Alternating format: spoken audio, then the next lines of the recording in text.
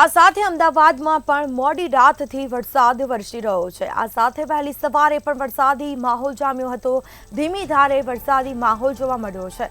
અમદાવાદના અનેક વિસ્તારોમાં વરસાદી માહોલ જોવા મળ્યો છે। અનેક વિસ્તારોમાં ધીમી ધારે વરસાદ વરસ્યો।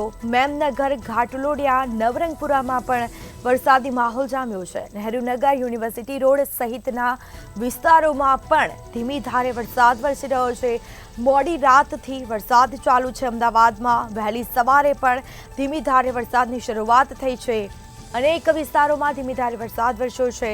તો આ સાથે અમદાવાદ વાસીઓ ગરમીથી ત્રાહિમામ પુકારી ઉઠ્યા હતા। બફારા વચ્ચે વરસાદ આવતા લોકોને ગરમીથી રાહત મળી છે। નહેરુનગર અને યુનિવર્સિટી રોડ ખાતે પણ વરસાદ વરસ્યો હતો। અમદાવાદના અનેક એવા વિસ્તારો છે જ્યાં ધીમી ધારે વરસાદની શરૂઆત થઈ છે। મોડી રાતથી વરસાદ વરસ્યો હતો।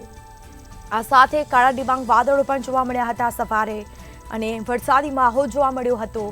તો હવામાન વિભાગે જે રીતે અમદાવાદમાં ભારેથી અતિ ભારે વરસાદની આગાહી કરી છે તે જ પગલે ધીમી ધારે વરસાદની શરૂઆત થઈ છે અને લોકોને ગરમીથી રાહત મળી છે। અમદાવાદ વાસીઓ કાળઝાળ ગરમીથી ત્રાહિમામ પુકારી ઉઠ્યા હતા। વરસાદ થતાં ગરમીથી લોકોને રાહત મળી છે। અનેક વિસ્તારોમાં ધીમી ધારે વરસાદ શરૂ થયો, જેમાં મેમનગર, ઘાટલોડિયા, નવરંગપુરા, નહેરુનગર અને યુનિવર્સિટી રોડ સહિતના વિસ્તારોમાં ધીમી ધારે વરસાદનું આગમન થયું છે। વહેલી સવારથી જ કાળા ડિબાંગ વાદળો ઘેરાયા હતા અને ધીમી ધારે વરસાદ વરસ્યો। તો અમદાવાદના અનેક એવા વિસ્તારો છે જ્યાં ધીમી ધારે વરસાદ વરસી રહ્યો છે। મોડી રાતથી વરસાદ શરૂ થયો હતો। ધીમી ધારે વરસાદ શરૂ થયો।